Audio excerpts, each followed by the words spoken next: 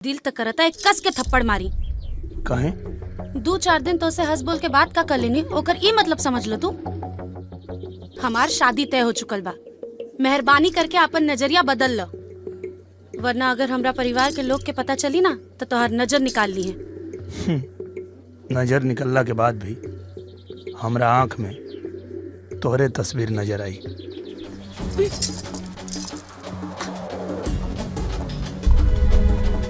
बेटी, अब तोहू सपना भूल के हकीकत पे जिया, आपन नई जिंदगी शुरू करे के कोशिश करा।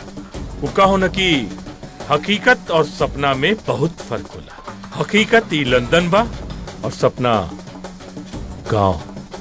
एकदम सही कहानी है पापा, लेकिन अपना बेटी के एक बात याद रखे, माँ बाप के बस औलाद के पैदा करे के अधिकार होखेला, भाग्य लिखे के ना। हम एगो मर्द से प्यार कैले बानी, कौनो ना मर्द से ना। बेटी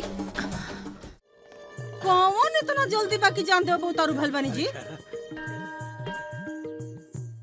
निराहु के भाई, हाँ निराहु के भाई, निराहुआ के ब्याह तय कर देनी।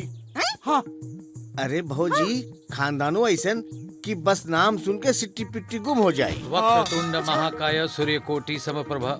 जजमान परिवार कैसा लागल? इमे पंडियो जी के बहुत बड़ योगदान बा। अच्छा माने कि रउआ लोगन के पास हमरे बेटा का ब्याह करावे के अलावा कौनो दूसर काम नहीं खे ना? नहीं खे, तू जा सीधे घर जा, हम आवा तारी तोरा से बतियाए। चला जा। नहीं खे? हाँ चिड़किया ढेर बढ़ गेल बा, काटी दे। हटा। हाँ? ए जजमान, आए बुढ़िया ब्याह में दिक्कत ना नु करी? बूढ़िया माने भौजी ब्याह में दिक्कत ना नु करी है? इतना बढ़िया घर बार ना मिली। ना ना, रउआ चिंता जिल करी, माँ भगवती के आशीर्वाद बा, कृपा बा। ये मिता, हाँ भौजी के मिजाज हमरा कुछ ठीक नहीं बुझात। हम तोरा घरे ना जाई, तूहे दोनों आदमी जा और भौजी के देखा। अरे कैसे करा के गाँव वाला मुखिया बना देलक डरपोक कही अरे के। जा। ठीक बा, जा जा, चली चली चली। बिहाने आ जाइए बाकी। मान ली कि वो लड़की के ब्याह करे खातिर हम रुआ लोगन से कहत तनी, तो आगे चल के कोनो दिक्कत ना नु होई? दान दहेज वाले कोनो बात नहीं नु? अरे रउआ चिंता जिन करी पंडित जी। अरे ऊ का ओकर बापो ब्याह करी, ब्याह होई तो होई। एक बार लइको से तो पूछ ली। अरे का पूछ ली, हम ओकर बाप है कि ऊ हमार बाप है कि हम पूछ ली ओकरा से? हाँ कि ना? अरे बू का देखले बारू, जा बुलावा ओकरा के। आ खुद ही फैसला कर लेती तब बक बक करत रहलिन। बस अपने के टाइट रही। बेटा घरे में नहीं खे? अरे गोइल होई कहिया आवारागिरी करे है? अरे नहीं खे जी, देखी ना चिट्ठी लेके गइल बा। देखी ना तनी पढ़ी। पढ़ी तो तनी पंडित जी। शादी करे से पहले ओकरा से पूछ लेहल जाला जेकरा शादी करे के बा। हाँ? आ शादी तबले हम ना करे जले अपना पाँव पर खड़ा नहीं हो जात। और शादी के इतना जल्दी बा तो बाबूजी से कह दे माई कि खुदे शादी कर लेस। हाँ? आई व्यवहार से तंग आके हम खुदे आत्महत्या करे जा रहल बानी, वो बड़का बगीचा। अरे रउआ सोचत का बानी जी, जाई हमार बेटा आत्महत्या करे गइल बाटे। अरे दुनिया के पहला आदमी बा कि मोरे की जगह बता के गइल बा। अरे जाई ना रउआ। हाँ, हम जात बानी। जाई ना। हाँ हाँ, हम रउआ। जातनी। जाई। ससुर के नाती कही के। क्या करो? अरे लटके उठके से डराई लू, तब पेरवा काट जब ससुरा दबा के मर जाई, बुझलू? हाँ। अब लेकिन भौजी तू कुछ कहो, हमार दक्षिणा तो फिक्स बा। वो कैसे भैया? अब शादी होके चाहे श्राद्ध, पंडित के दक्षिणा तो मिलबे करी। महाराज जी क्या करते?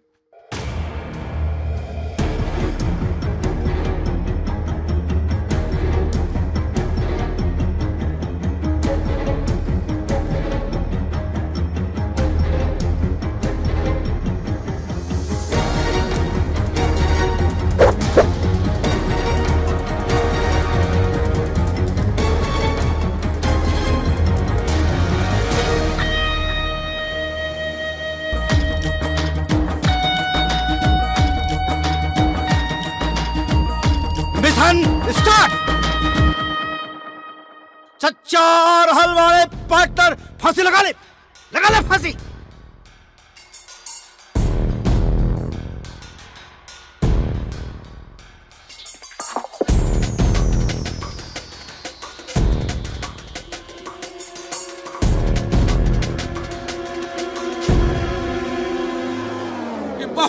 दुख देले बा हमरा के। आज ससुरा के हमरा छोड़ा बहुत सतैले अरे बा हमरा जायदा। के ना। हाँ हाँ देखा जान देता ससुरा जान देता है। चाचा चाचा देखा देखा देखा देखा जान देता।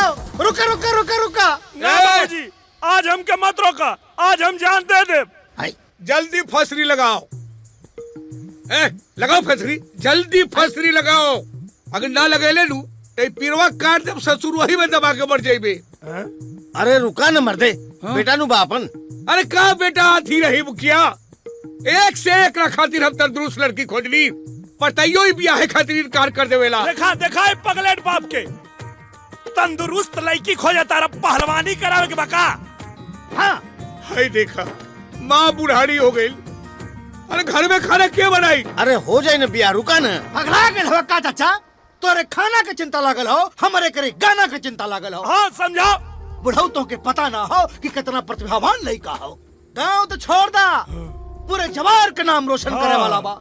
हे चाचा एक बेर तनी हमारी अखिया से देखा, देखो लड़का कितना ऊपर जाए वाला हो। बहुत ऊपर बहुत ऊपर। ए बाबू हाँ। एकरा तो आज ऊपर जा ही के बा। एकदम बेटा तैयार हो जा जल्दी। ए लगाओ जल्दी फांसी। अरे जान ले बा, एको पतो खातिर जान ले बा। इतना प्रतिभावान लड़का एक बेर होके स्टार बन जाए दा तो एक पतो तो छोड़ा, चार चार पतो वाला के तोरे घर में बैठा दे। अरे चुप सारे। अरे रुका रुका मर्दे, अस्थिर रहा। अरे कहाँ अस्थिर रहा? अरे रुका न चाचा मर्दे। का तापमान हाई है और मौसम का मिजाज देखते हुए भगले में भलाई है। तुमको मरना है मर, हम चले अपना घर। ओके बाबा। नहीं तोड़े के मार दे, खुद मर दे के हम तोड़े के मारी। अरे सारे अरे रुका न मर्दे। बाबूजी गलती हो गई। वो चढ़ाइला रहला खनवा हमके। बाबूजी गलती हो गई। अच्छा तू जा का बाबू अभी आकर ले बाबूजी। अरे रुका रुका न मर्दे। अरे वो लड़का न तो मुखिया तू चुपचाप रहो। आज हम एकरा के छोड़ब ना, ये हमरा के बहुत तंग कइले बा। तू मरबे कि ना मरबे? ऐसे औलाद से बेऔलाद रहती मुखिया तो अच्छा रहे। अरे रुका।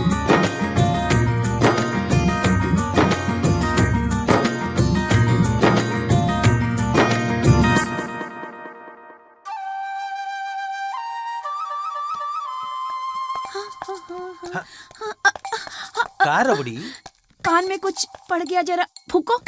इतना रात के कान में तारा फूकी? जल्दी फूको।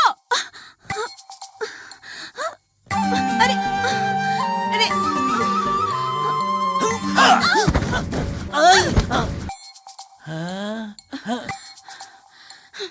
फूकने को बोला, चूमने को नहीं। तो फूकते रहो नहीं। हाँ अरे नाक में घुस गया। फूको। अरे अरे फूको जल्दी।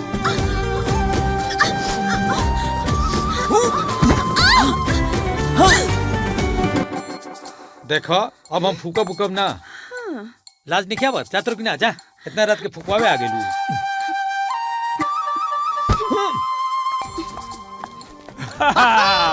बारे पंडित जी। अरे बड़ी राम हो। पंडित जी तू ही मंदिर छोड़ा, हाँ। सीधा बॉलीवुड ज्वाइन कर। अरे बाप रे, जवान मुंह चुम्मे के चुम्मा होत रहे। इमरान हाशमी के फेल कर दे तू। एकदम। कान में फूकत रहनी, चुमा चुमी ना करत रहनी। अच्छा तो हई देखा, ई देखा, ई देखा तारम कान। का भाई? बाप रे ला ई बाप। देखा। फूका थवा के चुमा थवा। ये जजमान पूरा जजमान का जियान हो जाई। अच्छा एके डिलीट कर दिलोगी। अच्छा हाँ। ए पार्टनर, हाँ उपाय बताओ कैसे डिलीट होई। तो चरित्रहीन पंडित जी, मामला एकदम सॉल्व हो जाई। समस्या ज्यादा ना बा, उपाय एक बतावत हम तोके।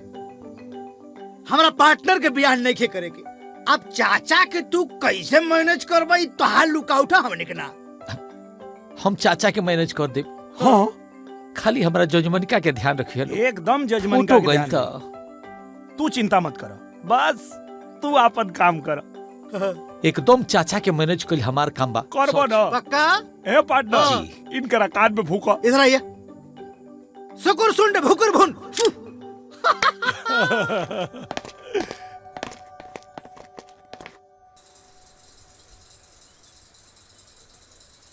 अरे ठीक से पूजा कर ला मांग ला ऊपर वाला से कि तुहर कुपातर के जल्दी से जल्दी का बिया हो हो रहल जाए। बा? हाँ, प्रणाम पंडित जी, प्रणाम। प्रणाम।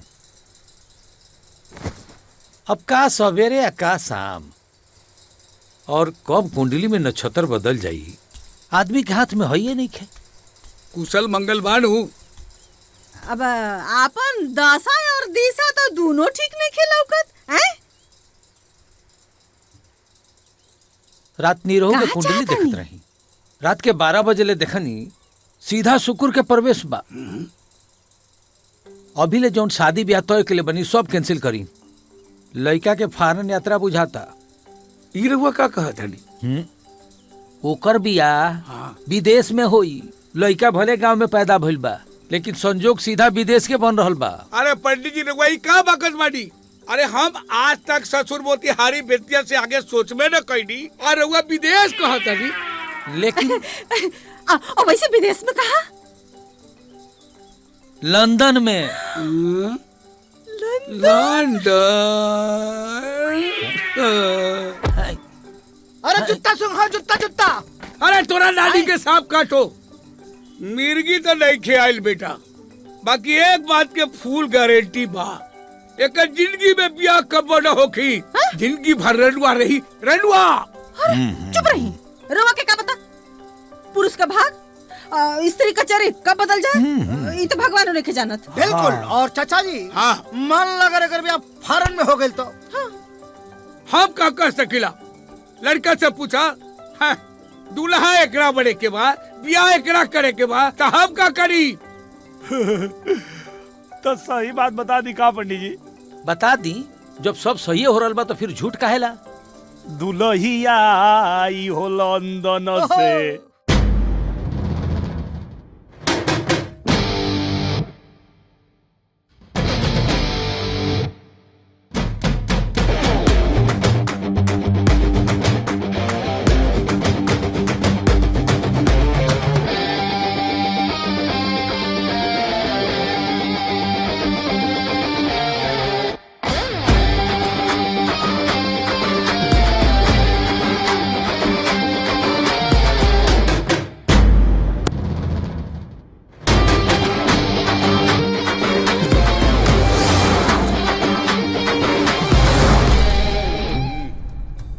क्या बोला?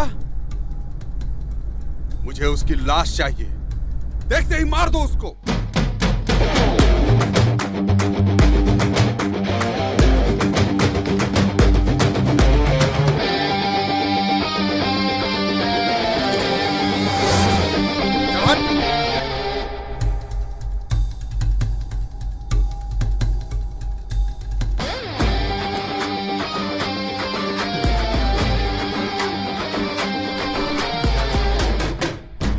Peter, stop. Stop. Guys, come on.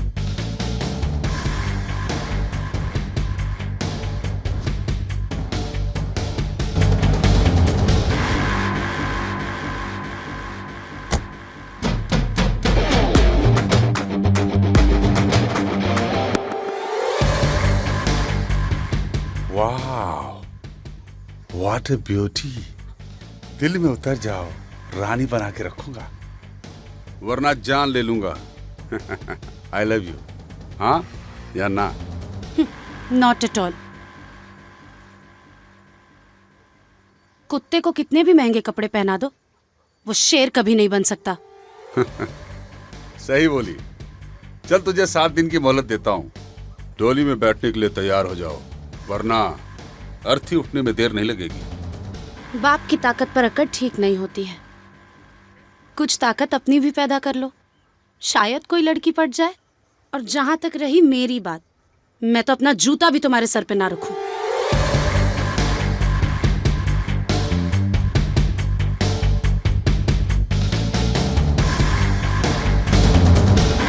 तीखी मिर्ची मिल जाए तो चबा चबा के खाएंगे।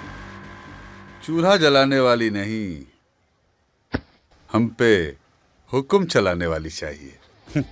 Let's go guys.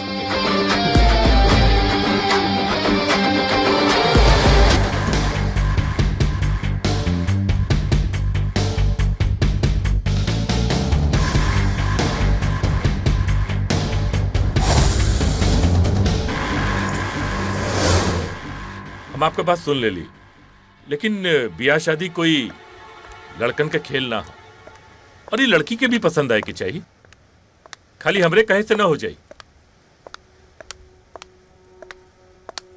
सड़क पर बदतमीज नियर लड़की के छेड़ल ठीक ना होखेला।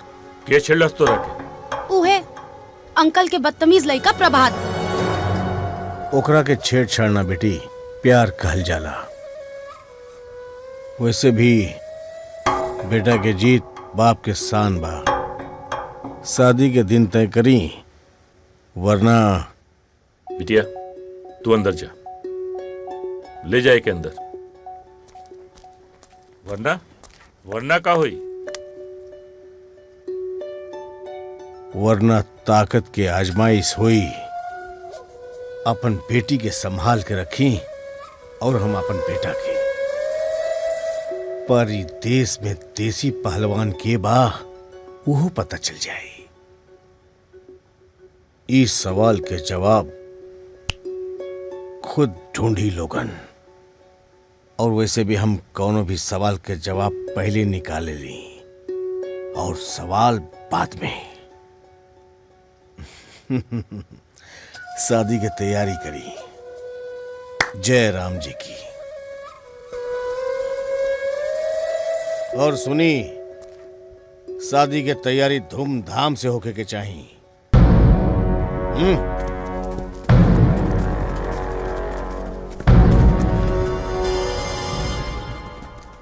ये नालायक के बेटा हमार दामाद ना बनी, वरना हम बेटी के साथे जान दे देब। तू चिंता मत करा, हर शेर के ऊपर सवा शेर होला।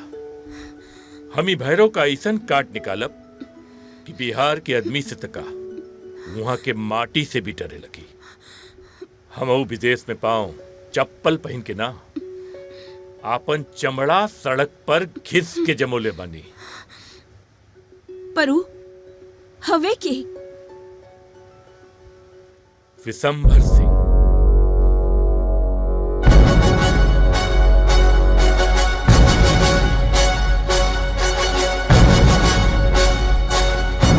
चाय पीजिए। नमस्ते जी। हाँ तो चंद्रशेखर जी, आज सवेरे सवेरे कैसे आना हुआ? अब जिसकी बिटिया सयानी हो जाती है वो समय क्या देखेगा। बिटिया की फोटो दिए थे आपको, पर आपकी व्यस्तता के कारण कोई जवाब नहीं आया, इसीलिए हमने सोचा खुद ही चल के पूछ लें। नहीं, मेरे को कुछ ऑब्जेक्शन नहीं है, पसंद है, और हाँ बेटे को भी पसंद है, बस माता जी के ऊपर है। बोला ना बेटा। जी दादी। हमहो देखनी फोटो, हमरो पसंद आइल, लेकिन हमारे को शरत बा। हाँ? शर्त? कैसन शर्त? हमरा लड़के में संस्कार आ संगीत देसी चाहिए। हम चाहता नहीं कि जब वो पतो बन के घर में आवस तो हर सुबह अपना संगीत से ये पूरा माहौल के देसी खुशबू से भर देस। आप तो बिल्कुल हमरे मुंहे का बात छीन ले ली। अरे हम हर साल 2 साल में एक बार अपने बिटिया के भारत जरूर भेजिला। अच्छा, काहे कि ओकर संस्कार और संगीत बिल्कुल देसी बनल रहे के चाहिए। बहुत सही। तब तो ठीक है बाबा बुआ। जब हम सब लोग खुशी से हाँ कर रहे हैं तो हम बहुत जल्दी माता जी को लेके आते हैं बेटी को देखने के लिए। जी, स्वागत है आपका। जी, लेकिन अगर वो भैरव सिंह बीच में आया तो? भैरव सिंह? चंद्रशेखर जी, जब किसी के पांव में कांटा चुभता है ना तो कांटा निकाल के फेंक देते हैं, पांव नहीं काटा जाता है। टेंशन नहीं लेने का। ठीक है, हम निश्चिंत हैं। तो ठीक है माता जी, हम चल रहे हैं। अरे चाय तो पी के जाइए। अरे ना, ऑफिस जाने में देरी हो जाएगी। अच्छा, प्रणाम। जी प्रणाम। चलते हैं। खुश रहो।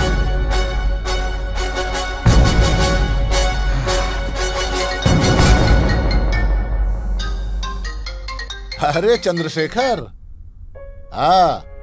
हाँ भैया प्रणाम। खुश रहा बाबू, खुश रहा। का हाल बा?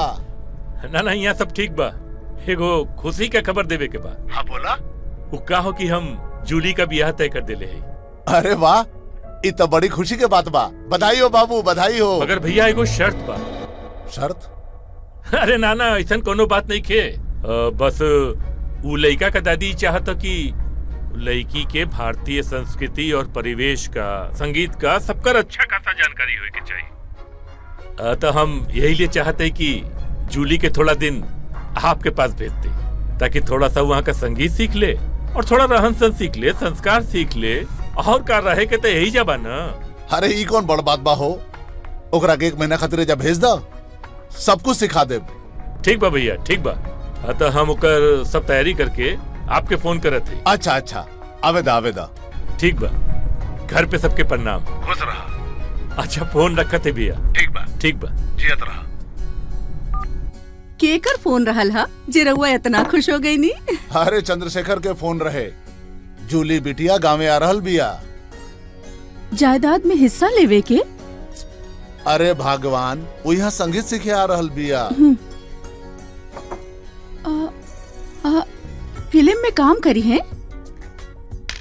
एकदम दिमाग से पैदले बाड़ू। ओकर शादी तय हो गई बा, आ ऊ यहाँ संगीत सीखे आ रहल बिया। और एक बात के ख्याल रहे, ओकरा के यहाँ 1 महीना रहे के बा, और 1 महीना के खातिर आपन मुंह बंद रखी है लोग। वो कैसे? ऐसे चुप।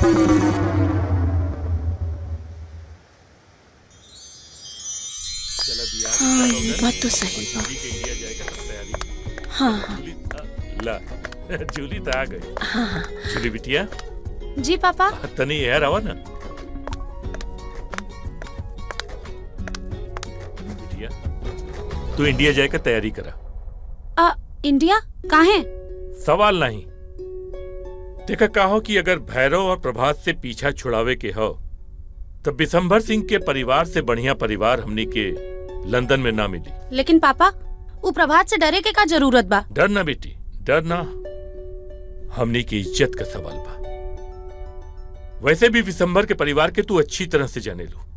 बस वो लोगन का एक गो डिमांड बा कि उनके परिवार के होके वाली बहू के संस्कार, संगीत दोनों में भारतीय परंपरा होवे के चाहिए।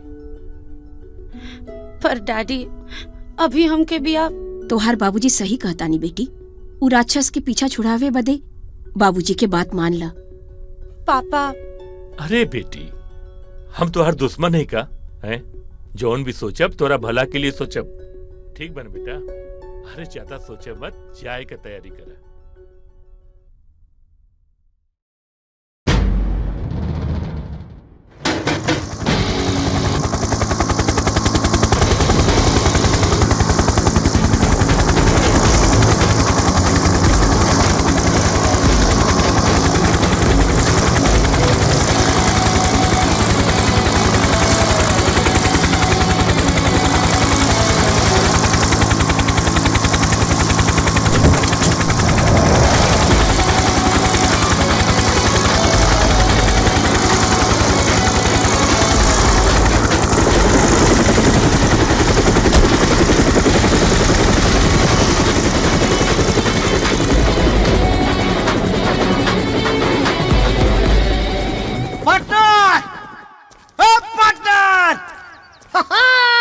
पार्टनर, कैसन चिल्लाता रहा? खेत में भैंसा घुसल बा का?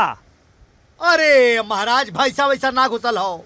अरे गांव में लंदन वाली लड़की आ गई बिया। अरे हाँ, दिन में सपना देखल उल्लू अच्छा। के काम हो, आदमी के ना। तहरी आँख से ना देखनिया, अपनी आँख से देख क्या बतानी। भुवर भुवर बार और गोर बदन, अब बदन पे काम का पड़ा। गांव में बवाल मचल हो महाराज। अरे तो का बोलत? अरे तोरा समझ में आवता? अरे महाराज, हमारा समझ में खूब आवता, तोहरा समझ में नहीं क्या आवत। अरे मर्दे, बाबू साहब का भतीजी जमन लंदन वाली बिया गांव में आ गई बिया, और गांव जवार में हंगामा मचल हो महाराज। तोहरा विश्वास नहीं की हो तो चल के देख लो। कहाँ रे? अरे रबड़िया की ब्यूटी पार्लरवा में।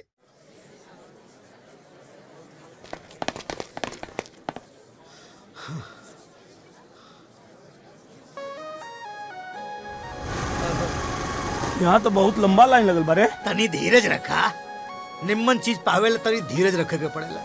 हाँ।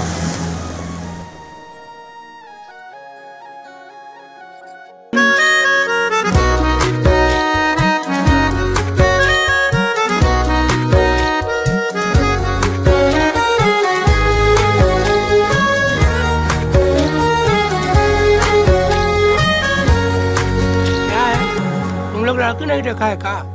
अरे देसी के विदेशी कहता रे।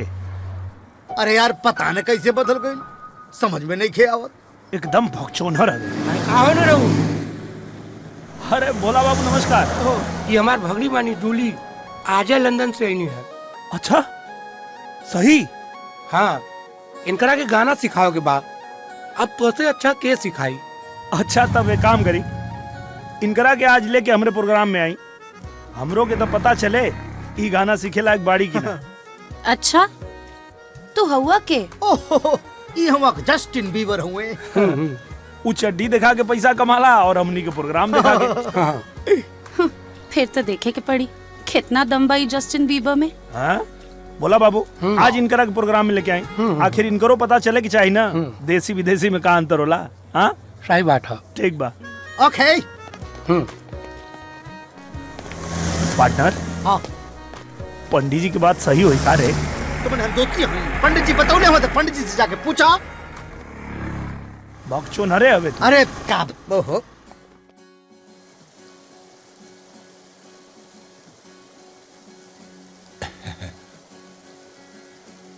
तोहरा के रूप में देख के जी खुश हो गई बिटिया। और टीचर भी मिल गया। और का साथे साथे संगीत के पढ़ाई भी शुरू। जूली बिटिया एकदम बदल गई बिया। और ना तक का। ए भोला एगो फोटो खींच के चंद्रशेखर के भेज दा, उहो देखते रह जाई। एमे तो हमारा चेहरा आवत है। अरे मामा ऊपर एगो बटन हुई, दबाई ना। ई दबावा। हाँ मुस्कुरावा।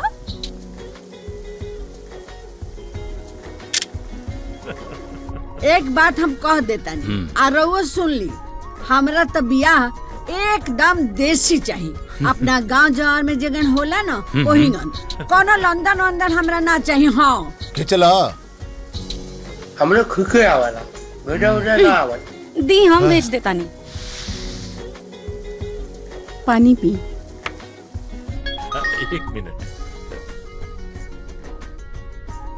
ये देखी बियाहे का बात करत रहनी और गाँव से बिटिया का फोटो आ गए। भैया ये देखिए,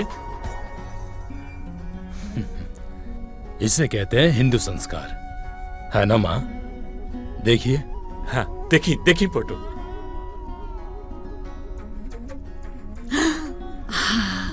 अरे ई तो बड़ा नु निमन लड़की बिया। ए बबुआ हमरा तो ये पतो चाहिए, ई लड़की जेकरा घर में जाई वहाँ तो दिन दुगुना रात चौगुना उन्नति हुई। ओ बउआ के जल्दी बियाह करो। चंद्रशेखर जी जल्दी से हमारी बहू को बुला लीजिएगा। जी जरूर। ठीक बा। हम जाके अब सब हाँ, तैयारी में लग एकदम जाते। एकदम तैयारी करें। प्रणाम भैया। प्रणाम प्रणाम।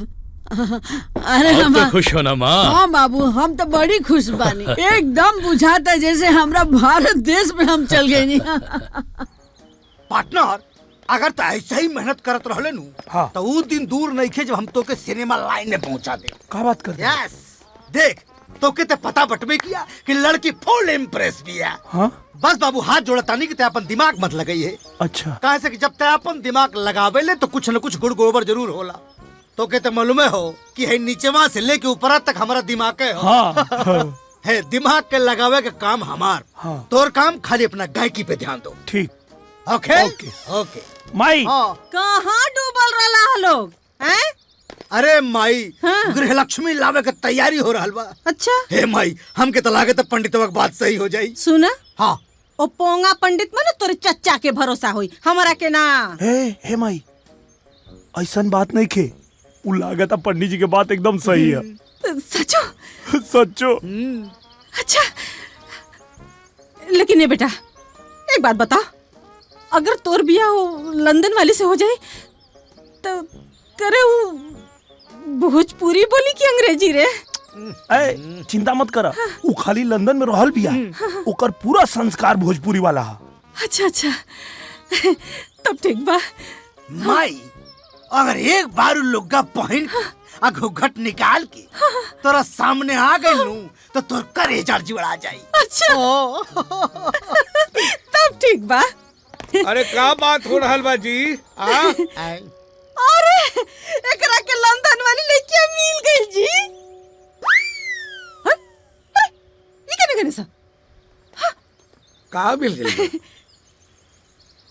एक बात और, मिलल हो गई तू तो भागई ना। कहीं वो चंद्रशेखर के बिटिया तो नहीं खे? अरे मुखिया एक बात सुन ल, जब आँखी से देखा तब ये बोलल करा, न तो गांव के सारा लोग तोहरा के पगली कही पगली। ठीक बा, हमरा के हमरा बेटा पर भरोसा बा, बुझाइल। आ एक बात और सुन ली, आज से खाना पानी चाहे ना तो अंग्रेजी सीख ली। हाय देखा, अरे जवानी में हम पढ़बे ना कैली, अब बुढ़ौती में इंग्लिश पढ़ी, अंग्रेजी। अब सीख ला मीता, न तो बाद में गड़बड़ हो जाई। अब ओके ओके ओके। या ठीक है ठीक है। सुना, हमनी के दोनों आयल बाड़ी घूम के टूटी। का टूटी? तेरी के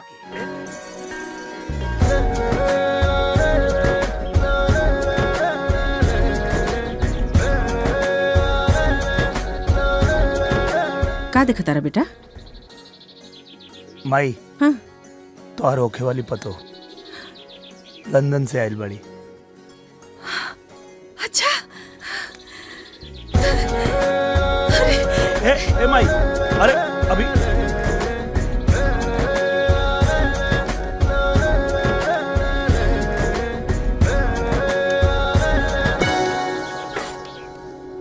बड़ी सुंदर बिया हमरा बेटा को पसंद।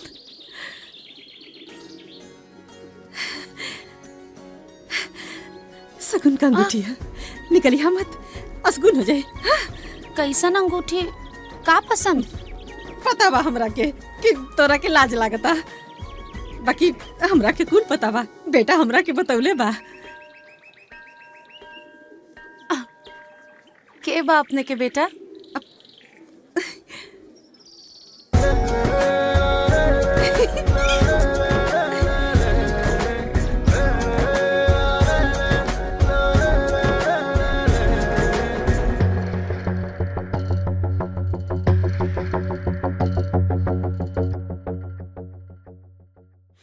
दिल तो करता है कस के थप्पड़ मारी। कहे? 2-4 दिन तो से हंस बोल के बात का कर लेनी, ओकर ई मतलब समझ लो तू। हमार शादी तय हो चुकल बा, मेहरबानी करके अपन नजरिया बदल लो, वरना अगर हमरा परिवार के लोग के पता चली ना तो तोहर नजर निकाल ली है। नजर निकलला के बाद भी हमरा आंख में तोहरे तस्वीर नजर आई।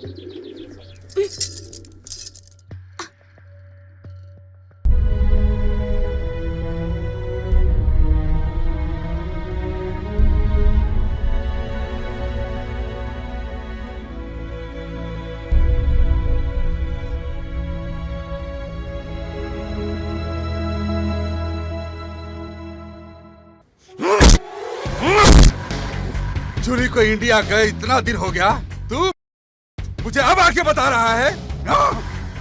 उसकी वजह से रातों की नींद और दिन का चैन खो गया।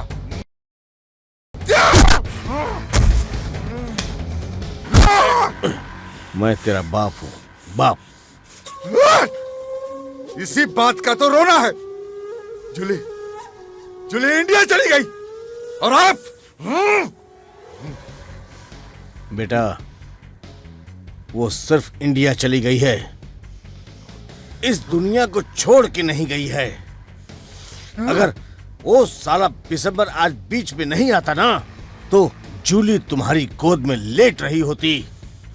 वो दिसंबर भी ऐसा वैसा आदमी नहीं है, शेर है शेर। और शेर जब बुढ़ा होता है ना, तो उसकी ताकत का अंदाजा करना मुश्किल हो जाता है। मेरी बात समझ में आई कि नहीं? हैं? तो फिर एक बात कान खोलकर सुन लीजिए, जूली मेरी गोद में नहीं, दिल में बैठी है, दिल में। और मेरा दिल शेर और कुत्ते में फर्क नहीं मानता। जूली नहीं मिली तो जलजला आएगा, और उस जलजले में चंद्रशेखर और विशंबर को ढूंढते रह जाओगे। ये मेरा धमकी नहीं,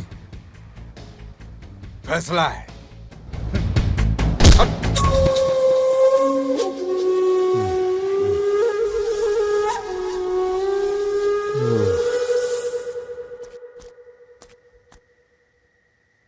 का भेल रे? मुंह लटका के कहाँ बैठल बड़े? कुछ ना यार। अरे तो कुछ बोलबा कि मौनी बन के बैठल रहबा? अरे यार, जूली की शादी तय हो अरे गई। तो शादी तय भइल बानू, भइल त ना बा। अरे तो दूसरा के खेत में लात डालल भी तो ठीक नहीं खे। अब मान ले खेत करम जरुआ निकलल तो गर्म जरुआ मतलब? कभो कभो कुछ लोग सरकारी खेत के भी छेक के आपन कहे लगेला। कोशिश करे में का जाता महाराज, आई हम चाहे जाई लो बेदा आई।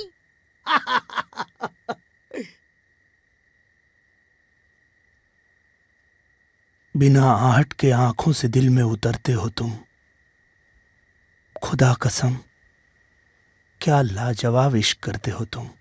अरे सर भाई का करता रे? अबे झंडू तोरा के ना ओकरा के कहता नहीं। ओके, चलाओ भाई। ओके। हाँ।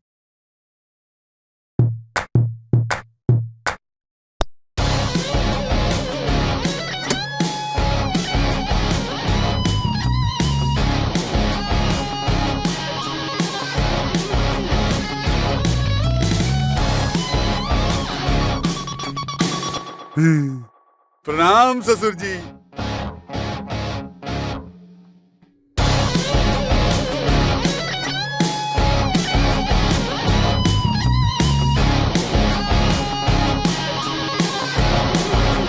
मैंने प्रणाम किया और आपने आशीर्वाद भी नहीं दिया।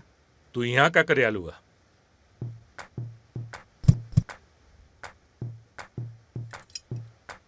मैंने सुना जूली को आपने इंडिया भेज दिया।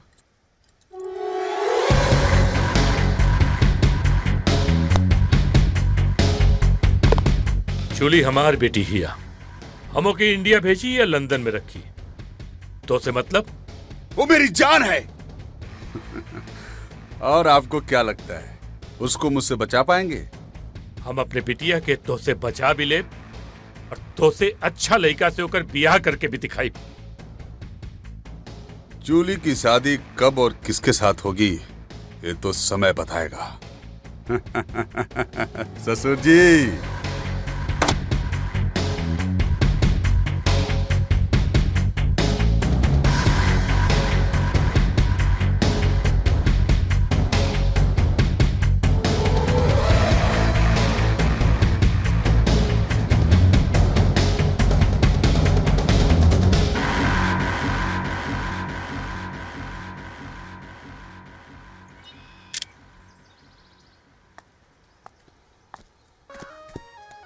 अरे हटा हमरा फोटो के बीच से।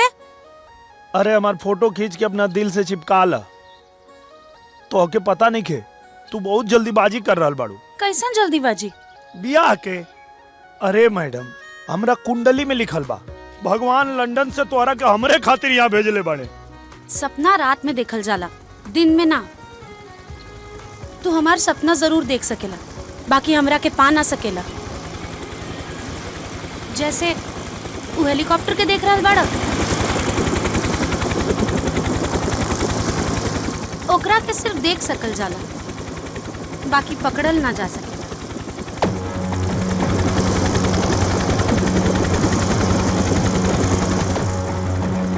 हाँ? अरे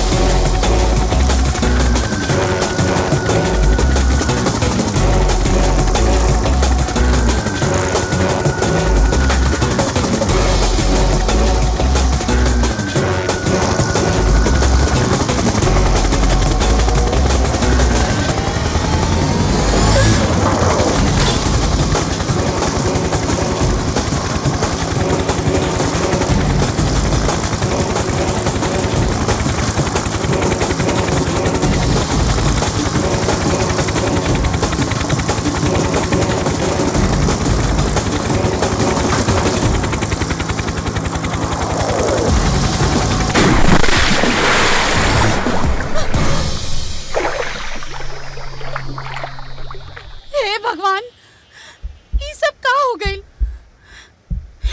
हमसे सच में बहुत बड़ गलती हो गई। तो सही कहत रहला, ई दुनिया में हमके तो से ज्यादा केहू प्यार न कर सकेला। प्लीज महाराजा, please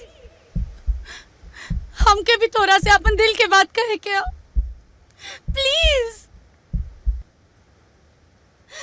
I love you. I love you.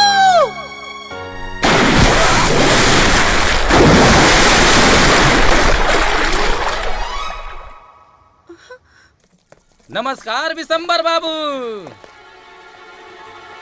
अरे बिटिया के शादी तय भी कल हला और अपना चाहने वाला के न्योता भी ना दिहला। ये तो बहुत गलत बात बा।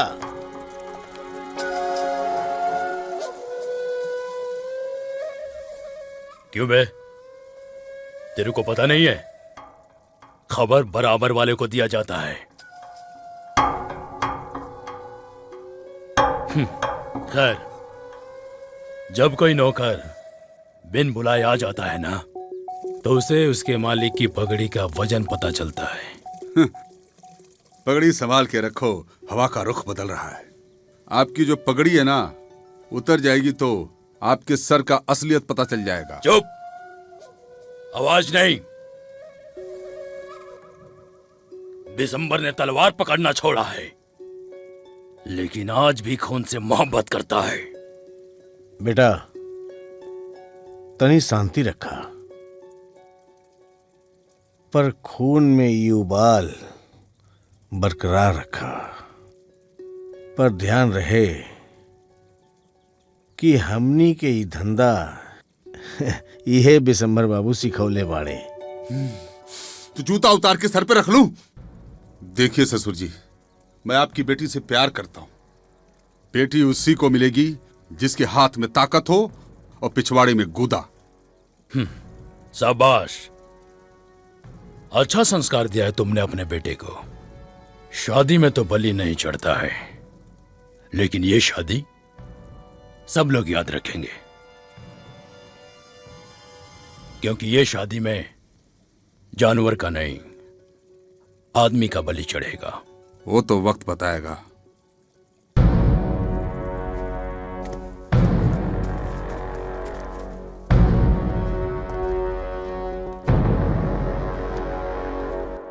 इच्छा पूर्ति माई के साक्षी मान के हम तोहरा के आपन बनावता नहीं। यहाँ जौन कुछ भी मांगल जाला सब पूरा होला।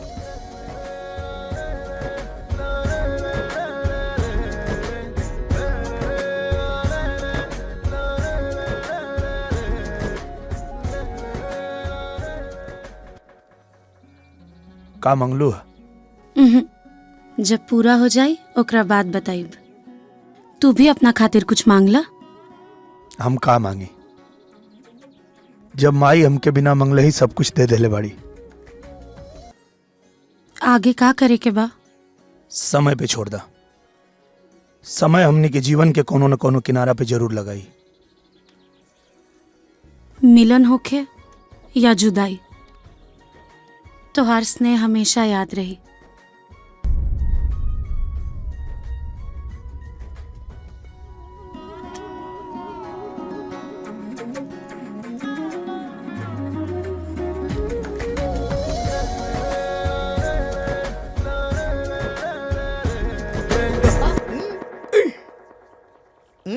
का पार्टनर, लगा तो लंदन का लड़की संग्रामेपुर रह जाई।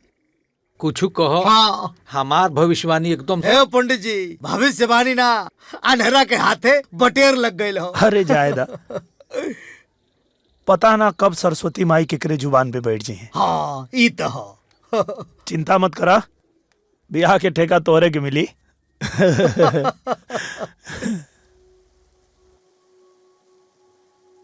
हर बात के झूठ मान सकीला, बाकी अपना आंख से देखल चीज यकीन करे पर मजबूर करता। और मजबूरी ना चंद्रशेखर जीजा जी के पगड़ी के निरहुआ के डूटा के नीचे लेके जाई। ओकर चिंता अपने के करे के जरूरत नहीं खे।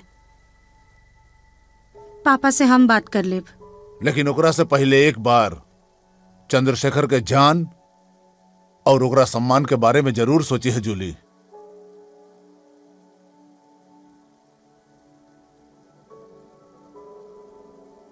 अरे कहाँ?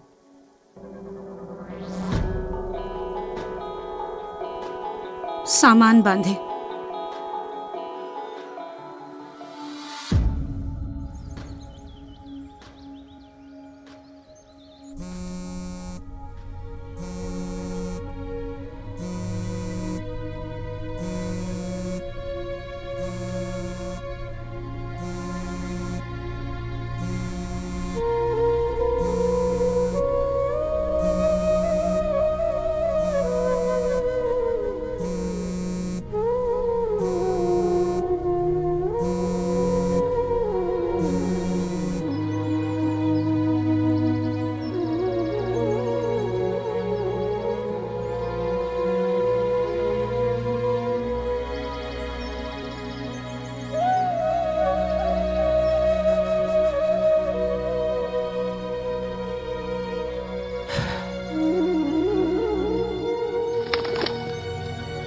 हाँ भाई पार्टनर, काय बहुत परेशान लगा तेरा। अरे यार का तरीका है, इतना देर से फोन मिला होता नहीं, फोन नहीं क्यों उठावत?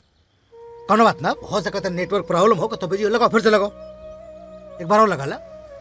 अरे कब से तो लगावता नहीं। तो कौन बात ना, एक काम करा, तू एक काम करा, मैसेज दे दा। कब को मोबाइल नेटवर्क में ना होला हमारा, तू इतना टेंशन काहे लेता रहो। मैसेज करता, जब नेटवर्क में ही है तो मैसेज मिल जाएगी। करा।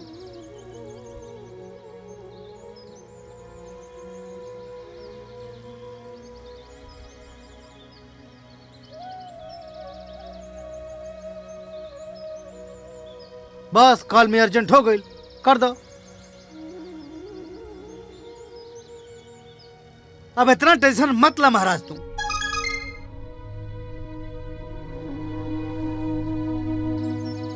ला तेरे मैसेज का जवाब आ गई। हाँ आ गई।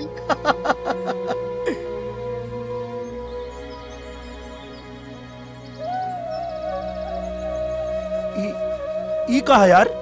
ये कैसे हो सकेला महाराज? प्यार नहीं करती हूँ मतलब? ई कहा? टेंशन मत ला।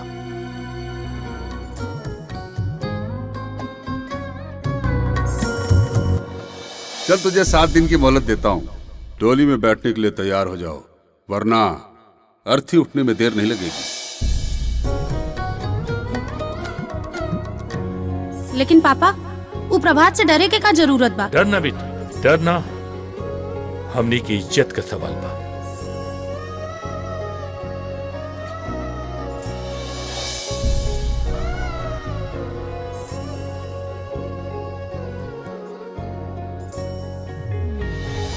सपन का अंगूठिया निकलिया मत, अस्कुन हो जाए। हाँ?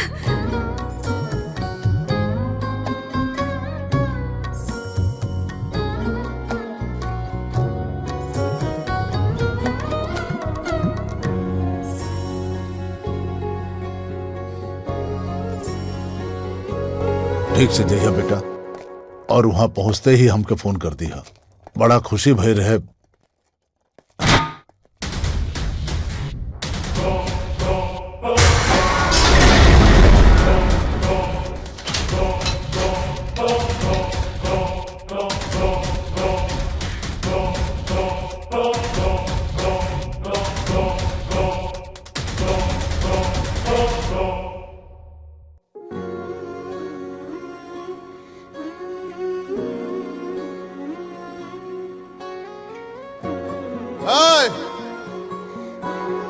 ई फाटक के अंदर ना आवे के चाहिए, और अगर आवे के कोशिश कैलस या आ गई तो हाथ पैर तोड़ के फेंक दिया लोग।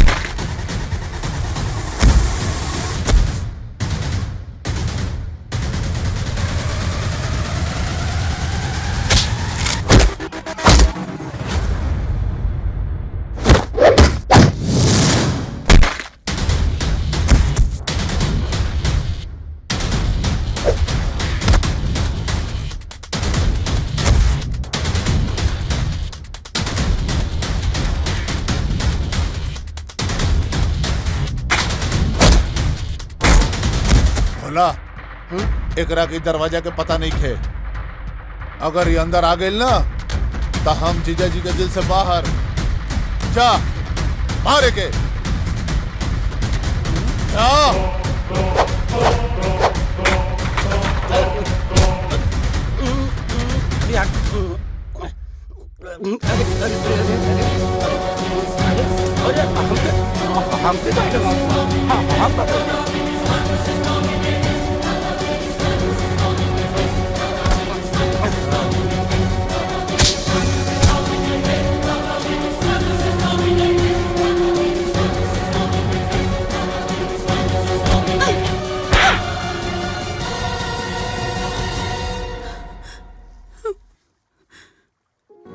जूली ई कहा मवाली पना के जवाब। हमरा दीवानगी के मवाली पना के नाम बता। जिंदगी दाव पे लगौले बानी। ना, तोरा दीवानगी खातिर हम अपना परिवार के जान दाव पे ना लगाई। जिंदगी ठीक बा, तो एक बात याद रखिया, जीवन एक मिलल बा, वो तोहरा ऊपर निछावर कर दे। या तो प्यार परवान चढ़ाई या तो तोरे चौकट पे मर जाए। आशिकी लोग याद रखे, वो काम कर जाए। राय एकरा कितना मारा सन कि एकर आशिकी के भूत एकरा देह से पसीना ना खून बन के बाहर निकले।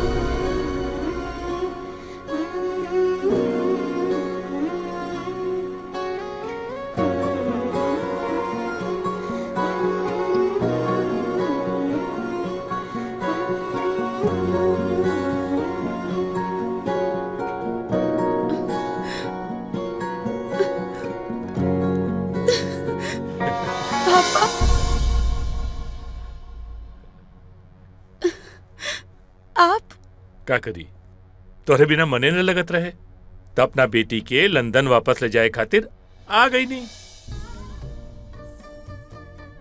और का चंद्रशेखर, जुग जमाना ठीक नहीं खे। सड़क के धूल कब सर के ऊपर चढ़ जाई आदमी सोच भी नहीं सकला।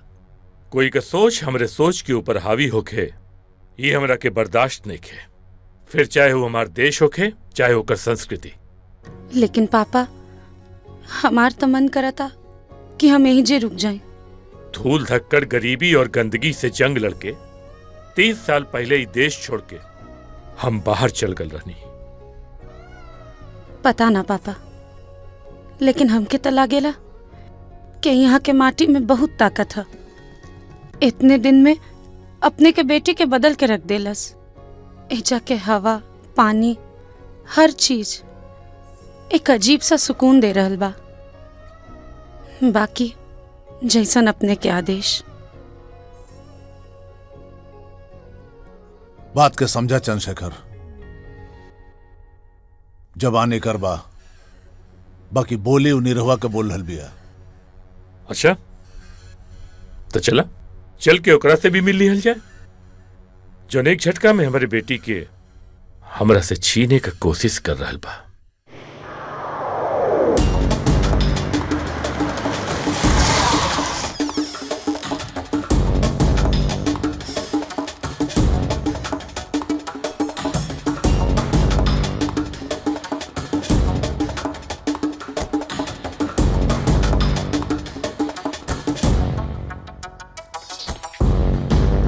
अरे प्रणाम प्रणाम चंद्रशेखर बाबू। प्रणाम। आई आई आई आई बैठी बैठी। चंद्रशेखर बाबू रउआ कब आईनी? आए के तो न रहे, बाकी अपने के बेटा बुलवा लेलस। अच्छा अच्छा। बिटिया का बियाह तय कर दिले बानी, वही का न्योता देवे खातिर आए। जी अच्छा भैया जरूर आए। हाँ। 7 समंदर पार लंदन। और हाँ, वहाँ साइकिल से ना हवाई जहाज से जाए के पड़ेला। अरे नहीं रहो के भाई, ये लंदन कहाँ बा हो? हमरा बेटा के हाथ के लकीर में लड़किया वजह से ना होतिया है? पंडित जी ना कहले रहलन। हाँ। हाँ। इन न्योता स्वीकार कर ली हम। हाँ। अगर एगो अपाहिज के बाप कहलाए का शौक होके तो जरूर कर ली। और हाँ, अपना बेटा के दुल्हा देखे के अगर इतना शौक बा तो ओकरा के घोड़ी पे चढ़ा के उतार लो। काहे कि हमार दामाद घोड़ी पर ना शेर पर चढ़ कर आई। अरे तो हमरा बेटा से बढ़िया दामाद तरुआ लोगन के मिलबे न करी जी। हाँ। अरे लड़कइया में उ मगरमच्छ के न धले रहे और जवानी में शेरनी के काजी। हाँ। अभी बात होके न तो रउआ लोग जाके पटना के चिड़ियाघर में पूछ ली। हाँ। औरत का लिहाज न होत ना तो राखी लगा के जबान खींच लेती। हमरा के भी बचपन से शेर के कुत्ता बनावे का बहुत अरमान बा, लागा था वो अब पूरा हो जाए। और एक धमकी या हिदायत न समझी, चीख से यहां से लेके लंदन तक एगो रस्सी बन जाए। चलो तनी बकीर आप लोगन की मर्जी, लेकिन यह जरूर है ना। चलो भैया।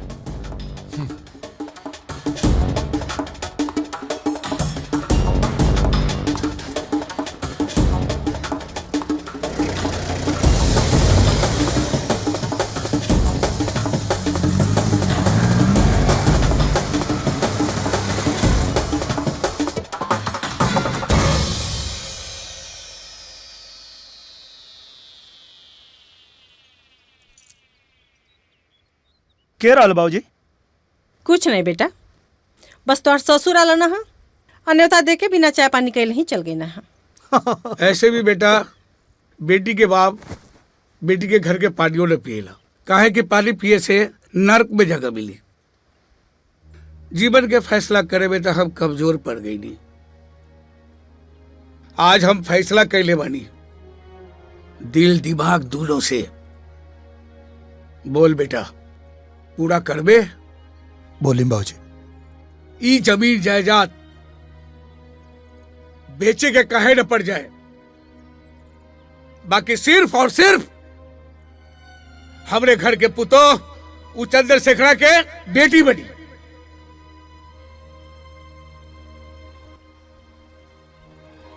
अब बता दे ओकरा के कि लंदन कोनो 7 समंदर पार ना निरहुआ के घर के पिछवाड़े बसला, जवन दरवाजा से नहीं खिड़की से लौकला।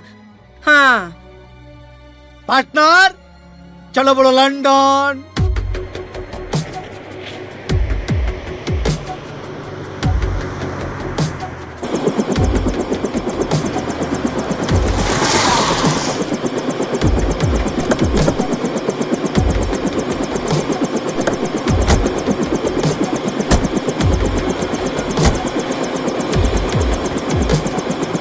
चलो बेटा, यहाँ ले चलाई।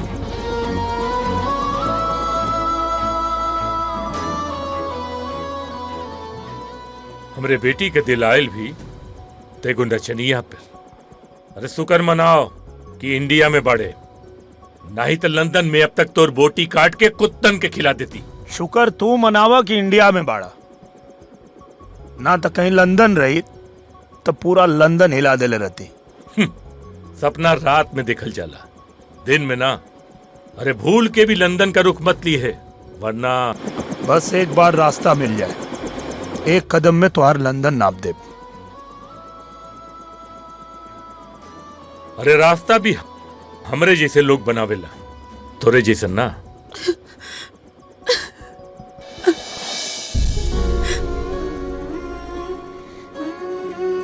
जूली, का चिल्लाता रहा? हमरा कुंडली में लिखल बा कि हमार दुल्ही लंदन से आई। तो अपन देह मजबूत कर ले, 1 लाख टुकड़ा कर दे। 1 लाख ना 1 करोड़ टुकड़ा करबा तब वो इनका के हमरे दिल से ना निकाल पाईबा। और हाँ, एक बात याद रखा, मंडप दुनिया के कोनो कोना में बनाला तो हर दमाद तमई बना। जूली चला। हाँ हाँ चलो चलो। हम तो और इंतजार करब।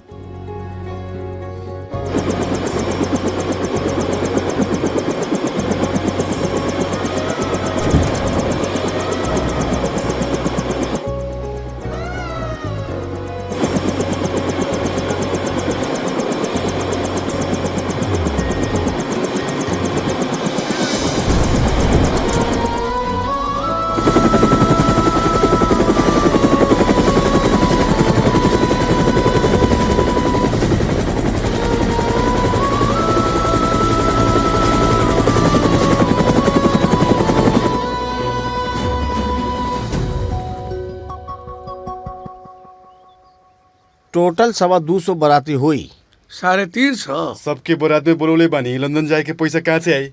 हमन के सूट सिए के ऑर्डर दे दिल बन जा। नीरव भैया, हमनी सब बाराते चलबे करब सोन। सब जाई कैसे? पार्टनर बताई। बताओ। अरे तो मन करे के का हो? कपड़ा लगता है एकदम कर्रम मार के साफ सुथरा करके, पहले बस में, फिर नाव में, एकरे बाद लंदन में, ओकरा बाद पूछ क्या बता नहीं। अरे केकरा से पूछे जाता ना? अरे छोड़ा, सब केहू बाराती चली, तू लोग चिंता मत करा, बस अपन अपन पासपोर्ट बनवा ला लोग। ऐसे पासपोर्ट बनवावे में खर्चा कितना आई? 1500 रुपया। पासपोर्टवा तो खैर बन जाई, लेकिन एक बाराती के लंदन जाए आए में खर्चा कितना पड़ी? एक बाराती के आवे जाए रहे खाए में 2.5 लाख रुपया के खर्चा है। 2.5 लाख? करे बेटा, जब तू एक बाराती पर 2.5 लाख रुपया खर्चा करबा तो ये लोग नेवतवा कितना करी हैं? अरे हाँ तो मुखिया जी बात ही आई। अरे ये सब कहाँ गई? मुखिया हो गई लोग न्योता की व्यवस्था करे।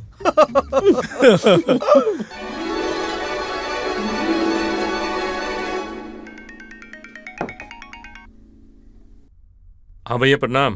खुश रहा बाबू, सब हालचाल ठीक बा। और सुना, अरे आवाज में तनी बुलंदी लावा हो। और बिटिया के शादी आराम से करा जी। कि वो सब वीजा पासपोर्ट में अझुराइल बढ़न सन। अरे भोला अपना आंख से देख के हमरा के बतौले। और वैसे हम बताई ना कि लंदन कोनो जोश के बल पर ना, पैसा के बल पे जाला। आई है उन्हें सबके पास नहीं खे। हाँ भैया, अरे अगर यही तरह सोच के हर आदमी 7 समुंदर पार कर लेत ना, तो गांव का हर आदमी लंदन में ना हो। ठीक बा भैया, ठीक बा, प्रणाम। खुश रहा। का बात भई? तुहार लड़की के आशिक के हवा निकल गई। बेटी, अब तोहू सपना भूल के हकीकत पे जिया, आपन नई जिंदगी शुरू करे के कोशिश करा। वो कहो न कि हकीकत और सपना में बहुत फर्क होला। हकीकत ई लंदन बा और सपना गांव। एकदम सही कहानी है पापा, लेकिन अपना बेटी के एक बात याद रखे, माँ बाप के बस औलाद के पैदा करे के अधिकार होखेला, भाग्य लिखे के ना। और हाँ, हम एगो मर्द से प्यार कैले बानी, कौनो ना मर्द से ना। बेटी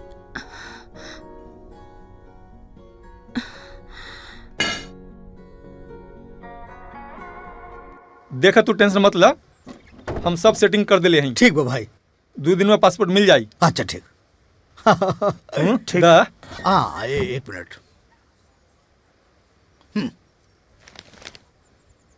और ये गिना मत, बाद में देख लिया। हाँ ठीक बा, 2 दिन। नमस्कार, प्रणाम। अब महाराज तुम काहे गिरौले हवा? परसों पासपोर्ट मिल जाए, बस लंदन जाए खाओ। फ्रॉड ना महाराज तू सबके हमारे कैटेगरी में काहे जोड़ा यार? है साहब, कैसे करके वीजा करवा दी साहब, हमारे पार्टनर के जिंदगी के सवाल है साहब।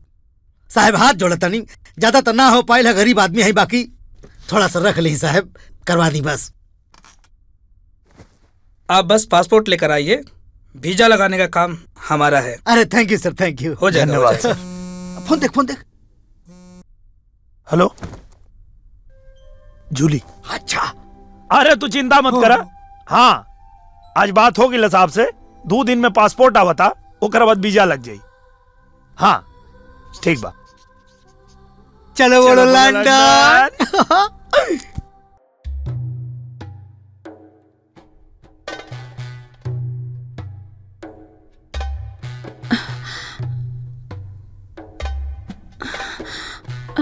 का भाई? कुछ ना। दम रख दा।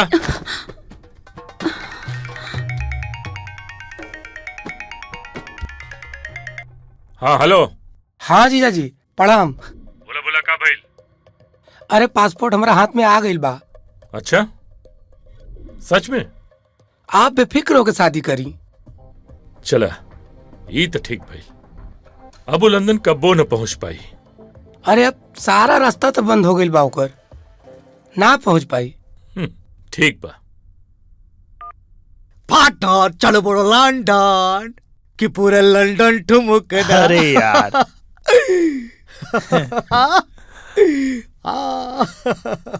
आ गए। हाँ भैया फटाफट पासपोर्ट निकल, हम लोग बहुत जल्दी हो।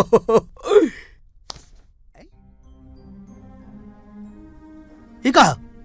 देखिए हम हाथ जोड़त हैं, आपके वार से पासपोर्ट बनवा ली, ये हमसे ना हो सकेगा, माफ करिए। पागल आदमी हो है? बड़ा बेदिन में हो तो देखा था का कहा था? बेदिन ना, बेदिन तू हवा। सेटिंग हो गई, ये सेटिंग भैला। अरे मर्दे हम तो तेरे ऊपर विश्वास का नहीं है पार्टनर है। अरे मर्दे धोखा दे है पार्टनर, सुना हो? है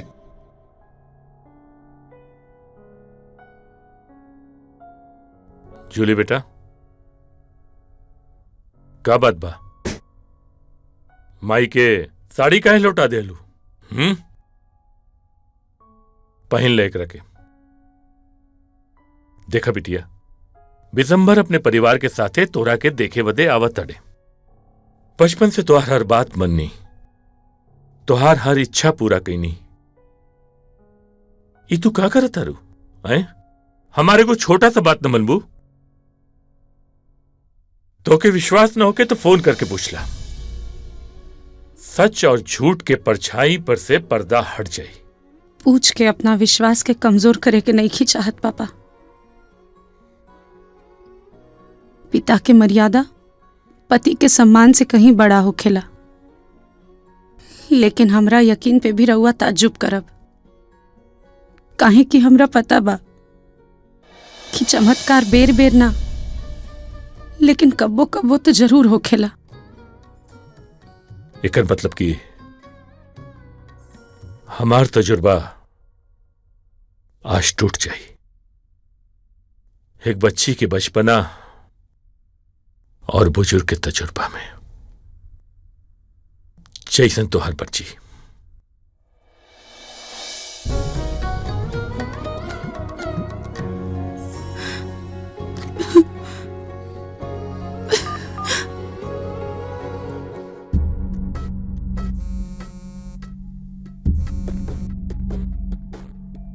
हेलो हेलो नीरू, हम लखन बोलत तनी।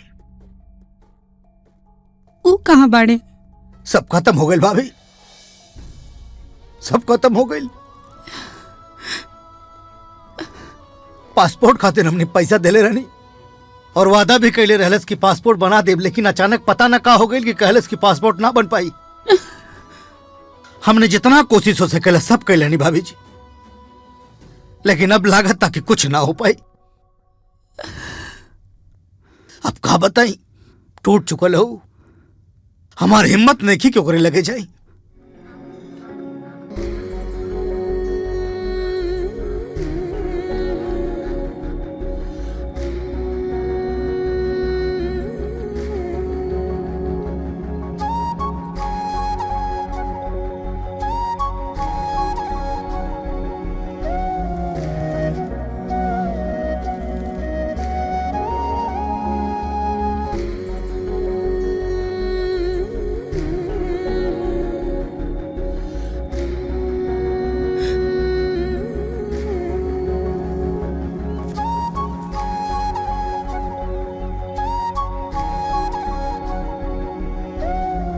जूली बिटिया, घर में बिना बताए चले लू। देखा बिटिया, जॉन भी भैला बुकरा के भुला दे और एगो नया जिंदगी शुरू करा। हम तो हर बिया यहाँ बहुत धूमधाम से करब, पूरा लंदन देखी। निरहुआ अभी धरती पर ना आ पाई, ये बात अपने दिमाग में अच्छा से बैठा ला। देखा जूली, बहुत मुश्किल से अपना देश से इतना दूर आके हम इज्जत कमैले बानी, और अपन इज्जत बचावे खातिर हम तो हर जान भी ले सकीला।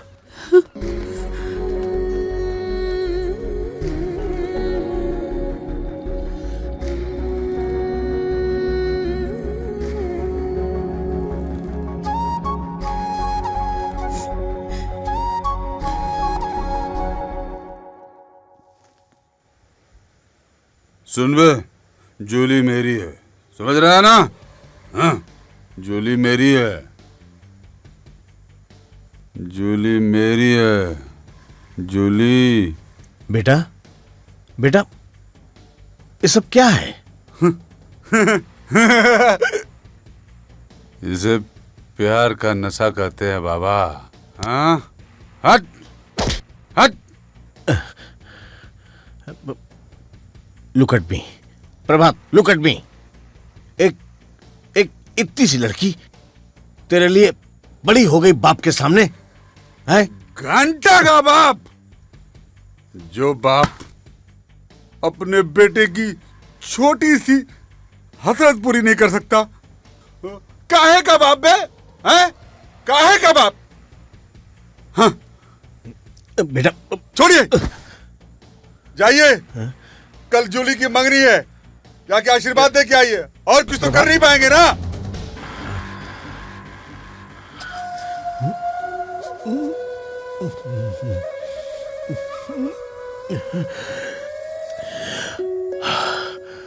गो गो।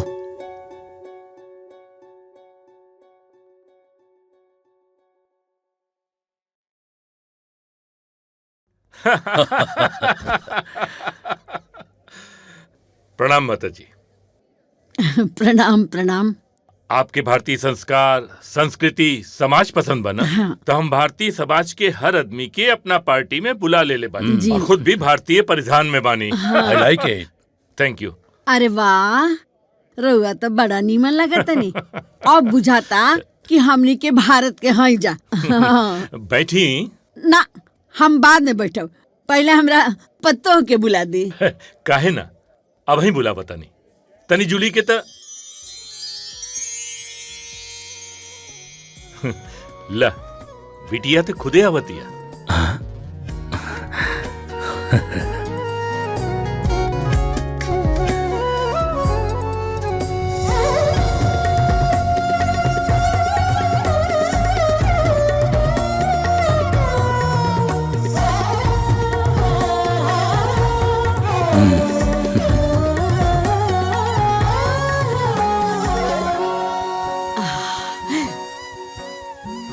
इ त लक्ष्मी सरस्वती के रूप लागतिया। बड़ी सुंदर बिया हमार बिटिया।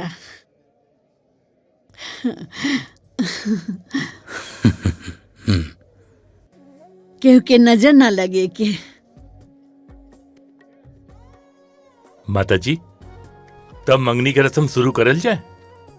हमरो बहुत जल्दी बा कि मंगनी जल्दी हो जाओ, लेकिन ओकरा पहले गाना बाजे के इंतजाम कैले बनी।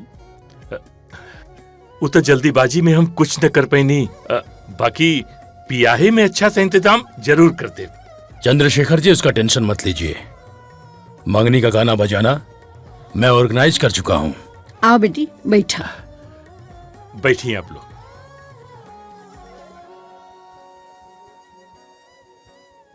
बैठा बाबू, बैठा।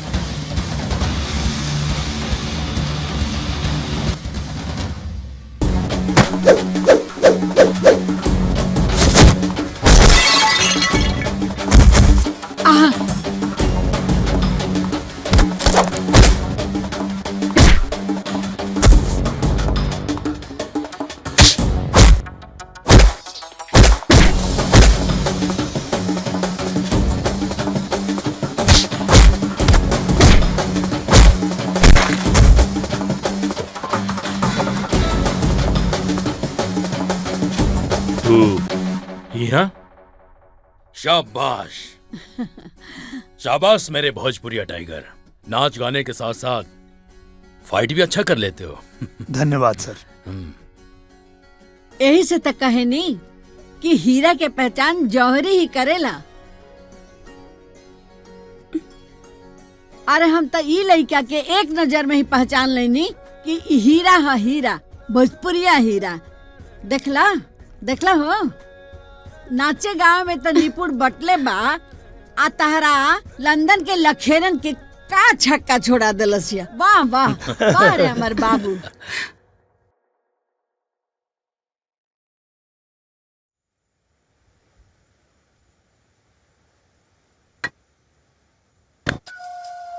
डैड, मैंने सुना है कि आपने जूली पर अटैक करवाया।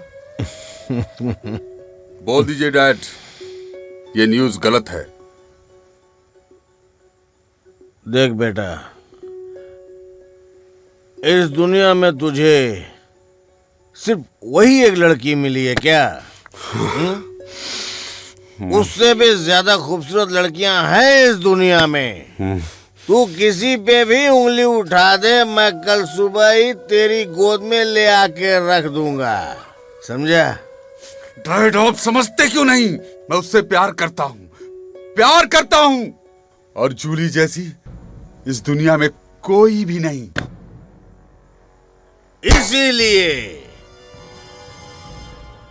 इसीलिए उसका जिंदा रहना खटकता है मुझे।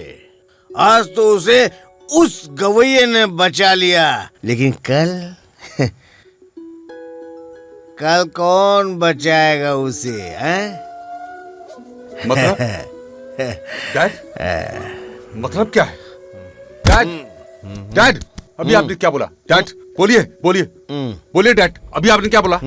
मुझे ऐसा मजाक पसंद नहीं है डैड। बोलिए, ये मजाक था ना? तो वो गुंडे आपके थे, जूली को मारने भेजे थे ना? डैड, जूली मेरी जिंदगी है डैड। डैड, नहीं बेटा, उसकी मौत के बाद तेरी असली जिंदगी शुरू होगी। देख, एक बेटे की खुशी उसके बाप से ज्यादा कौन जानेगा, है? कौन जानेगा? और एक बात सुन, अब उसे कोई बचा नहीं पाएगा, यहाँ तक भगवान भी नहीं। सुना तू? भगवान भी नहीं बचा पाएगा।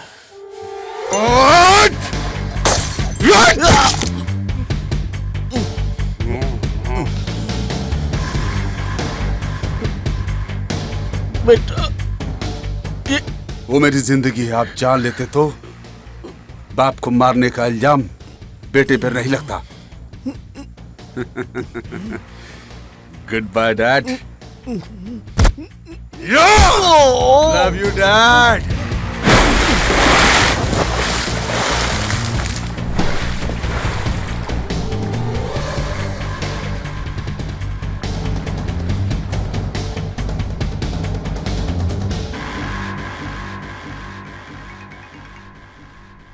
हेलो जीजाजी प्रणाम। प्रणाम राहे तो बोला। एगो छोटा सा काम तू लोग ने कर पैला हैं? इतना पैसा भेजी ला यहाँ से हर महीने हम तो बहुत कोशिश कैले रहनी है, कैसे पहुंच गल वहाँ? तो कैसे यहाँ आ गई और आइल ताइल घरे तक पहुंच गई। पूरे समाज पे हमारी इज्जत का ऐसी तैसी कर देलस। अरे हम तो बहुत प्रयास कैले रहनी है जीजाजी। का कोशिश कर ला? कोशिश कर ला तो यहाँ तक आ कैसे गई? ठीक बा, अब हमके जौन समझ में आई ना हम करब। रखा फोन। सरवा कैसे पहुंच गए?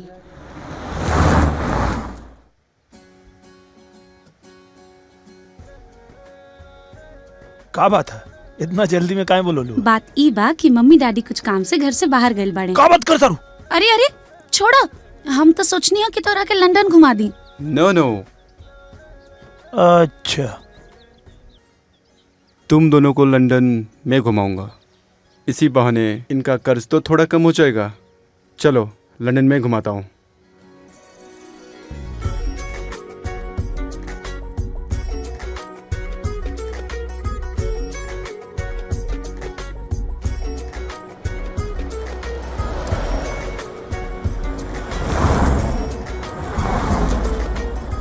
देखो सामने रानी महल है और ए रोड से सीधा जाओगे तो आगे थेम्स रिवर है। अरे मैडम, धन्य हो गए आपके दर्शन पाके। अरे तुम्हारे चक्कर में कितने को मारूं ये बताओ यार। तुम्हारी सगाई जिससे भी हुई हो, शादी मुझसे ही होगी ना। और जो भी बीच में आएगा उन सबको मैं मार दूंगा। मैं किसका बेटा हूँ मालूम है? अपने औकात में रह के बात कर। शादी मेरे साथ ही होगी। शादी तो मुझसे ही होगी। एक मिनट रुको भाई। अभी तक मैं यहाँ पे इनके हिसाब से गाने बना के लाया था। इनकी शादी होने वाली है, अब आप बोल रहे हो आपकी शादी होने वाली है। तो अगर आपकी शादी इनसे होने वाली है तो अभी बता दीजिए, ताकि मैं फिर उस हिसाब से गाने तैयार करूं। हाँ, और नहीं तो क्या। आप लोग डिसाइड करो भाई, मेरा गाना वेस्ट हो जाएगा ना। आप लोग बताओ कौन कर रहा है? शादी तो मुझसे ही होगी ना। मैं बोलता हूँ मुझसे ही होगी। अरे बच्चा तू शांत हो जा, शांत। हाँ, घूमे आइल बानी जा। और छठ पूजा की तैयारी चलता कहाँ? ओ अच्छा, कोनो बात ना, तू अपन ध्यान रखा। हाँ चला, ठीक बा, चला बाय। का भइल? छठ पूजा आ रहल बा और माई कहत रही है कि ए बार ना कर पाई है। डॉक्टर मना के लिए बा भूखे के। पहला बार ऐसन बा कि हमरा घर में छठ नहीं के होत। चलो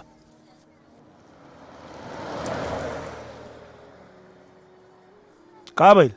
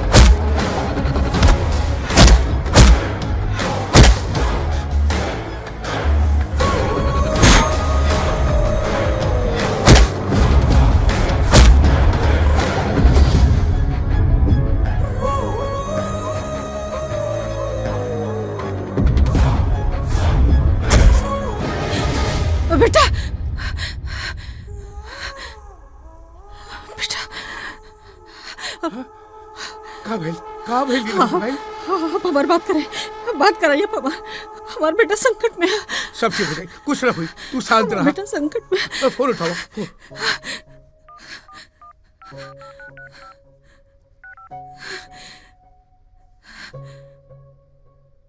फिर से लगाओ।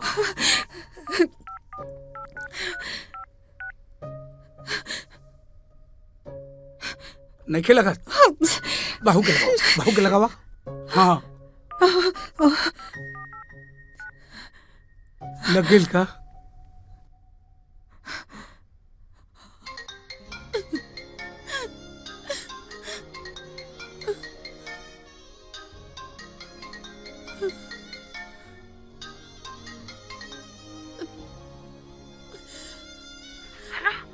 हेलो, अरे अरे अरे हेलो, अरे दुल्हन तू रोवत काहे बाड़ू? का भइल? सब खत्म हो गई माँ जी। पता ना हमके खुद समझ में नहीं की आवत हम का करी। हमार बेटा कहाँ बा? उनके गुंडा लोग उठा के ले गए। हमार बेटा कहाँ बा? हम छठी माई के व्रत कैले बानी, लेकिन पता नहीं सब कौन चूक हो गई कि ये सब सजा मिल रहा बा। कुछ न होगी, बस तू एक काम करिया, तू व्रत के पूरा कोनो भी कीमत पर पूरा करिया। कुछ न होगी हमारा बेटा के, हमारा बेटा जरूर लौट के वापस आई। हाँ तू बस तू व्रत के कोनो भी कीमत पर पूरा करिया बेटा, ठीक है? हाँ कुछ न होगी बेटिया, धीरज रखिया।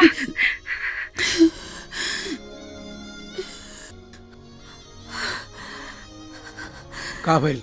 हाँ का भइल हमरा बेटा के? कुछ नहीं हमरा बेटा के, कुछ नहीं हुई हमरा बेटा के। ठीक बा, हमारा बात के जवाब छठी माई दी है। हाँ हाँ छठी माई जरूर दी दी है। है छठी माई।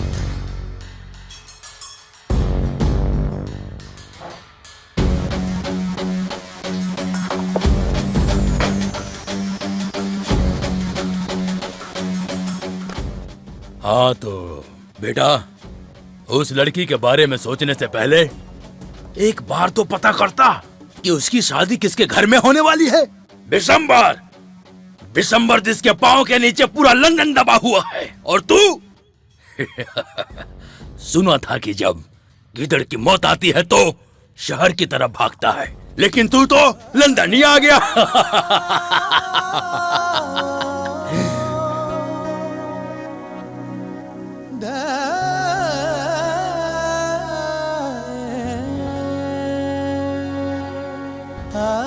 बबुआ ये बिहार नहीं लंदन है, लंदन समझा?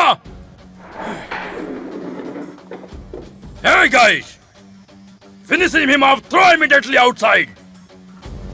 Quick!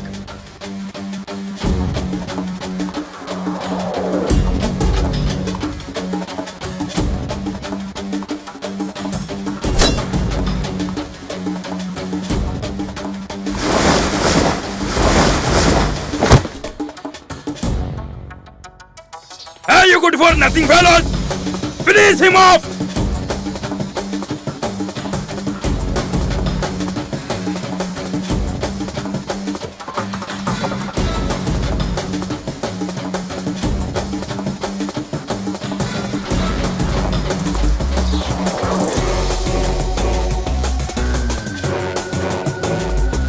Finish him off!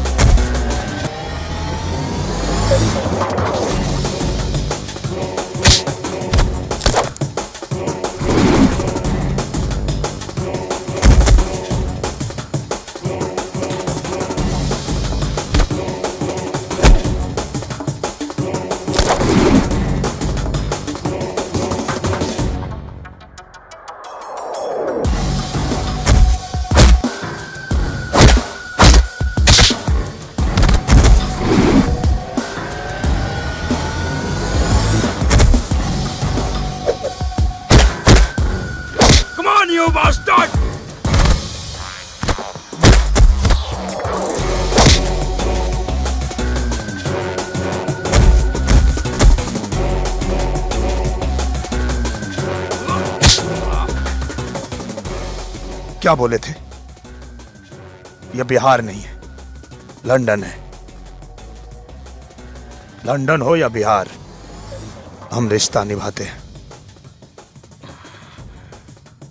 गलती से भी किसी ने बेटा कह दिया तो जान दे देते हैं, लेकिन हाथ नहीं उठाते हैं।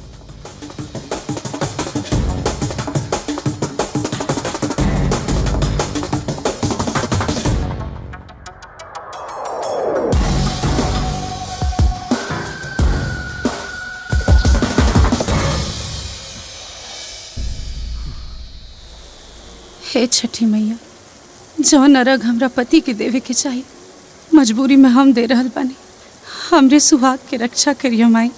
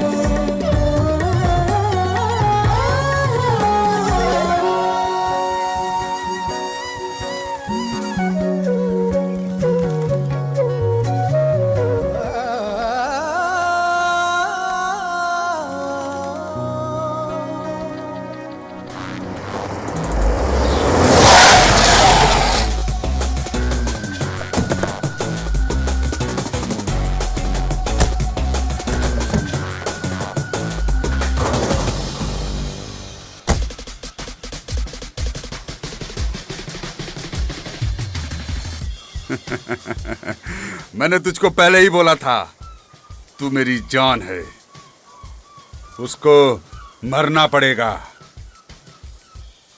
Guys, kill him and bring her back.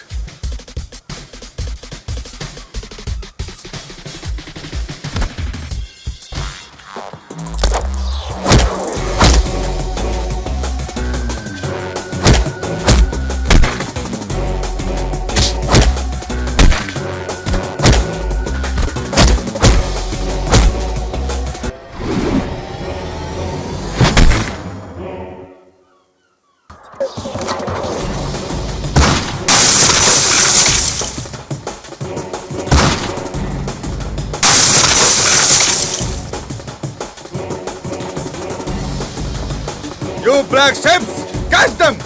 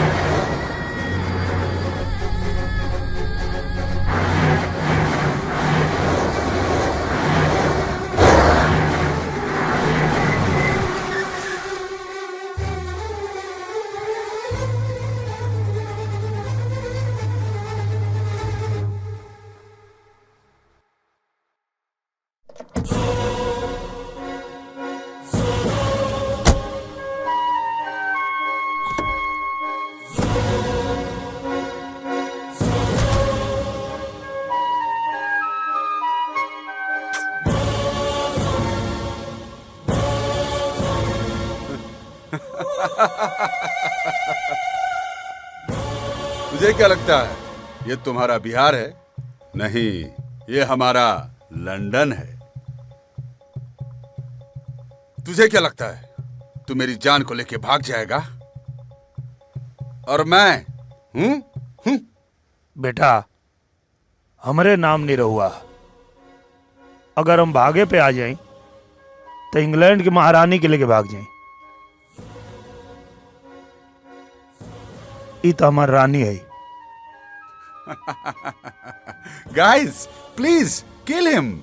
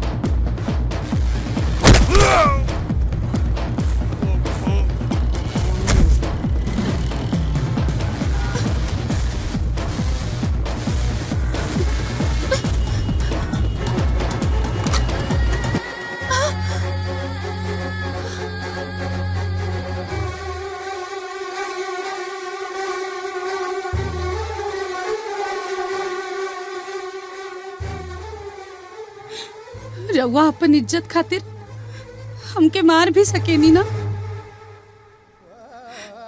तो इनकरा पहले रउआ के हमके मारे के पड़ी।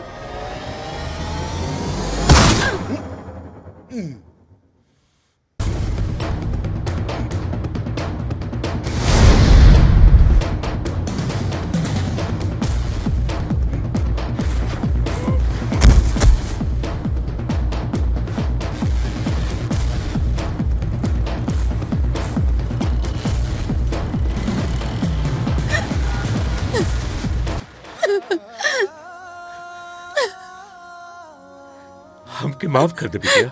ना पापा। अरे कोई बाप अपने बेटी के मार सकेला का? आवा बेटा, आवा। हम तो हार भी गुनाहगार है, तो हमके माफ कर दा। चलिए आवा निरहुआ, हमरे बिटिया खातिर तो से अच्छा वर कब्बो न मिल सकेला। अरे सच्चे प्यार के आगे तब भगवान भी झुक जाला। हम तो एक बाप है, तू लोग जहां भी रहा हमेशा खुश रहा।